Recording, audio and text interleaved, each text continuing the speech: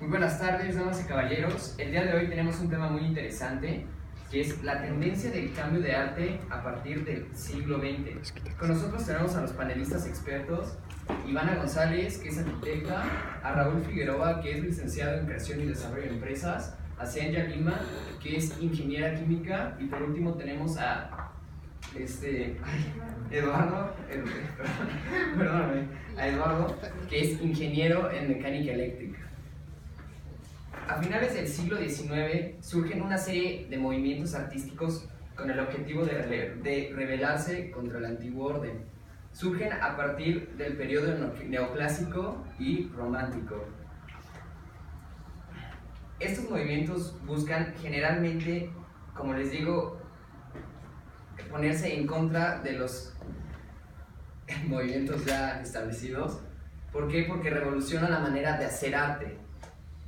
Estas nuevas maneras de hacer arte, que son, por ejemplo, estas vanguardias, por ejemplo, se llaman realistas, bueno, es el movimiento realista, dadaísta, fauvista y el realismo. Su aparición provocó un cambio en la estructura esencial de las artes, de manera que hoy en día el arte ya no se trata del prestigio del artista ni de la capacidad que tiene para realizar su pieza, sino se trata de la capacidad que tiene para evocar emociones en el espectador. Para empezar a hablar de las emociones, me gustaría citar al psicólogo John Beckner, que dice: casi todo el mundo piensa que sabe qué es la emoción, hasta que intenta definirla. Es hasta ese punto que se da cuenta que no ha entendido qué significa. Esto lo dijo en 1962. Pero vamos a definirla en palabras más fáciles. De acuerdo al diccionario, una emoción es el sentimiento que causa en la persona un sentido de bienaventuranza. Si es positivo, te va a causar felicidad. Por el contrario, si es negativo, te va a causar sentimientos, disgustos emocionales, que son, por ejemplo, la tristeza, el enojo, el coraje. Pero bueno, vamos a ser sinceros. La mayoría de las personas, si no es que todas, no necesitan una descripción de lo que es una emoción. A la mayoría de las personas solo les basta convivirla. Es por eso que el arte contemporáneo tiene este problema.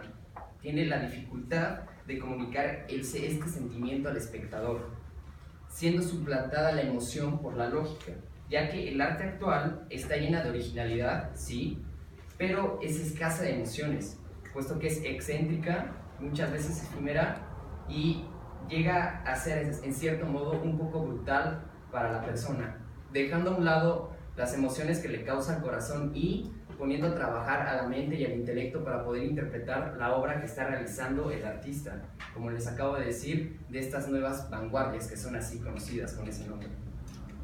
Después de este pequeño panorama, exhorto a los panelistas a contestar la siguiente pregunta: ¿hasta qué capacidad del artista para plasmar sus sentimientos está relacionada con la capacidad del espectador para entenderlos? Por favor, comenzamos con Ivana. Bueno, para empezar por mi parte, quiero definir qué es lo que normalmente llamamos arte. Según Rogelio González, historiador de arquitectura, 2016, el arte tiene que ser universal. ¿Qué quiere decir con esto? Que una pieza de arte debe transmitir sentimientos o emociones a todo el mundo. No necesariamente tienen que ser los mismos sentimientos, pero sí una obra de arte debe de causar ciertos sentimientos a cualquier persona, aquí en México o en China. Y en segundo plano debe de impactar de cierta forma a cualquiera de tus 5 sentidos o bien a tus 5 sentidos. Anteriormente, lo que se quería hacer con el arte era representar todo lo que ellos veían y generalmente como a la perfección. Podemos ver a los griegos donde la belleza estaba en el cuerpo humano y querían plasmarla tal cual era. Después, esta perfección se logró gracias a la técnica del óleo. ¿Por qué? Porque el óleo tarda mucho en secar, entonces esto le da la posibilidad a los artistas a corregir errores y perfeccionarlos. Después encontramos que con los avances de la ciencia y de la tecnología, surgió la cámara fotográfica. ¿Qué fue lo que pasó? Que los artistas se dieron cuenta que la foto era mucho más real y mucho más perfeccionista que una pintura que un artista podía hacer. Esto causó gran impacto en los vanguardistas y es por esto que empiezan a crear arte a partir de lo que la cámara no puede ver. Entonces es ahí donde las vanguardias empiezan a usar la imaginación y empiezan a crear como este arte todo loco que vemos hoy en día, donde ya no vemos como la típica persona tal cual la vemos hoy en día o el típico florero que está al lado nuestro. Entonces empiezan a indagar por todos lados para ver qué es lo que pueden representar y a qué otra cosa pueden encontrar de arte.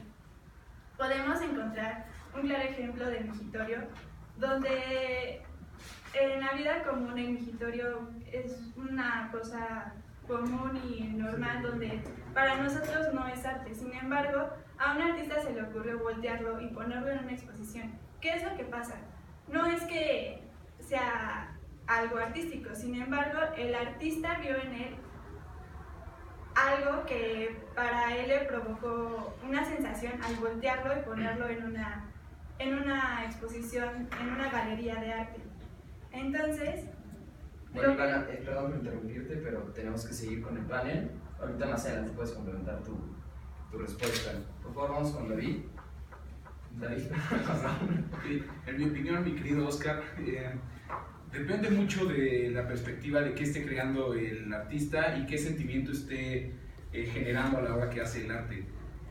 Ya que según Aquiles Benítez, un experto en artes plásticas en el año 2014, para que exista arte debe de haber un sentimiento de conexión generado por el artista, ocasionado en el espectador. Es decir, debe haber un sentimiento íntegro que plasme las emociones del artista y que por medio de este receptor espectador pueda sentirse relacionado con la obra de arte.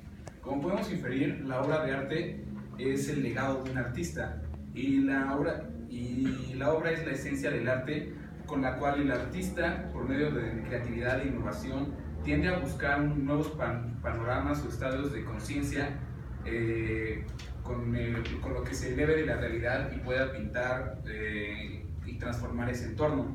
El problema actualmente de estos artistas es que tienen complejidad al conectarse con los observadores, ya que existen muchas barreras o charlatanes, pero este es un tema que tocaremos un poco más adelante. Y como había mencionado, el problema de estos artistas es que desde un principio causan un impacto golpeando principalmente la vista y bloqueando y confundiendo todos los sentidos de las emociones. El artista se transforma en un manipulador de la modernidad y lo que ocasiona es que el observador se transforma en simplemente un cliente más de un show que solo quiere causar más revuelo y causar más escándalo con extrañeza. Esta malinterpretación del arte ha sido consecuencia de una sociedad de consumo y que vivimos en un mundo completamente al revés, ya que los artistas mejor preparados son los que a los que se les apaga más y a los que se tiene menos visibilidad, y los que improvisados que cuentan con mayor herramientas de publicidad son aquellos con los que entran en un mercado con mayor libertad. Y sin duda nosotros, la sociedad, hemos sido cómplices de esta mediocridad en el arte. Sí, muchas gracias, Raúl. Estamos con Cianet, por favor. Gracias, Oscar. En primer lugar, quisiera establecer que la realidad que percibe cada uno de nosotros es muy diferente. La forma en la que vamos a interpretar una situación va a variar dependiendo de cada quien y del bagaje cultural que ya traiga consigo. Teniendo esto en mente, quisiera contarles, darles un pequeño ejemplo. Esto es algo que me pasó hace poco en una de mis clases de literatura. Como en toda clase, cerramos un tema y para introducir el nuevo tema, la maestra nos mostró una colección de pinturas llamada Antropofagia de Tarsila do Amaral, una artista de origen brasileño. Sin tener yo conocimiento alguno de esta persona, ni siquiera de dónde venía en ese momento, pues yo interpreté estas obras como el ser humano consumiéndose a sí mismo, reflejo de una sociedad en decadencia. decadencia. Ya más adelante, cuando analizamos el contexto histórico en el que vivió esta pintora, resultó ser que lo que realmente quería transmitir era la fusión de dos culturas, la fusión de cuando Europa se encuentra con América Latina, dando lugar a algo totalmente nuevo y bello, siendo esto la consolidación de una identidad latinoamericana. Como se puede apreciar, pues son dos formas radicalmente diferentes de ver la misma imagen. Contestando a la pregunta, yo diría que la capacidad del artista para transmitir, para plasmar sus sentimientos en una obra, va más bien en función a la capacidad que tenga el espectador para entender el cómo, cuándo, dónde y por qué surge esta expresión artística. Muchas gracias, Angel. Vamos por favor con Eduardo. Sí, gracias, Oscar. Bueno, para comenzar, me gustaría citar a Claude Monet, quien en 1903 dijo que el motivo es para mí del todo secundario. Lo que quiero representar es lo que existe entre el motivo y yo. Y esto significa que realmente en su arte no quería darnos un mensaje claro y conciso, solamente quería expresar la forma en la que él se sentía o la forma en la que él veía algo. Y bueno, el artista puede llegar a transmitir un sentimiento o una idea a través de diferentes medios, como pueden ser los colores, por ejemplo. Existen colores fríos y colores cálidos, como serían el naranja, el rojo. Estos colores se tienden a relacionar con pasión, con enojo, con movimiento, y a través de los colores se pueden figurar ideas que tenga el artista.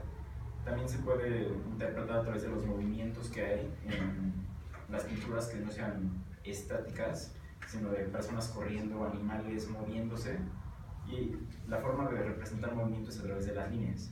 Y las líneas nos pueden dar, aparte del movimiento, nos pueden dar como un tema que quiere expresarse. Si haces líneas gruesas, burdas, con pinceladas violentas, esa misma violencia se va a reflejar en un observador a la hora de ver y tratar de comprender la pintura o la pieza. Una línea delgada, fina, con muchas curvas, se puede relacionar con la elegancia, con la tranquilidad, y pues de esta forma es como el artista puede transmitir al observador un sentimiento, una idea o una imagen. Y también en las expresiones de la gente que está dibujando o de la gente que está imprimiendo, si es que imprimen personas. Y aquí es donde nos vamos a un punto bastante complejo, porque ¿cómo podemos relacionar esto con los artistas que pintan cosas abstractas, que no son figuras sólidas, reales, que podamos ver, que no están teniendo como objetivo la replicación de un fenómeno o de un objeto que podemos ver a la perfección, sino de una idea? ¿Y cómo se plasma una idea, cómo se plasma una emoción? Pues ahí es precisamente en donde el observador puede fallar en encontrar el mensaje oculto en la pieza. Muchísimas gracias, Eduardo, por tu colaboración. Pero bueno, continuando con nuestro panel, en su opinión, ¿ustedes creen que las nuevas vanguardias se convirtieron en algo prosaico? Entiéndase prosaico como algo que carece de emoción o de interés. Esto es de acuerdo al diccionario.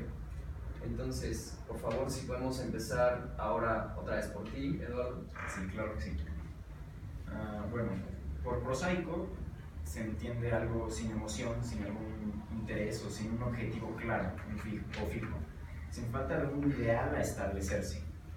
Y a mí no me parece que lidiar con absolutos sea adecuado, en especial en el tema del arte, así que no creo que sea concreto asegurar que todas las vanguardias sean prosaicas. Ahora, no se puede afirmar lo general de lo particular, si no estaríamos haciendo una falacia. Y bueno, sin embargo, no dudo que existan algunos artistas que logren crear cosas sin un propósito, que solamente tomen una emoción, avienten pintura a un lienzo, que falsamente pongan un mensaje ahí y que sin realmente una intención estén presentando una obra de arte. Eso sería prosaico. Pero todas las vanguardias tienen como objetivo representar una realidad de forma distinta o mandar un mensaje o una idea. Así que las vanguardias en sí, por definición de cada uno de los movimientos, no son prosaicas.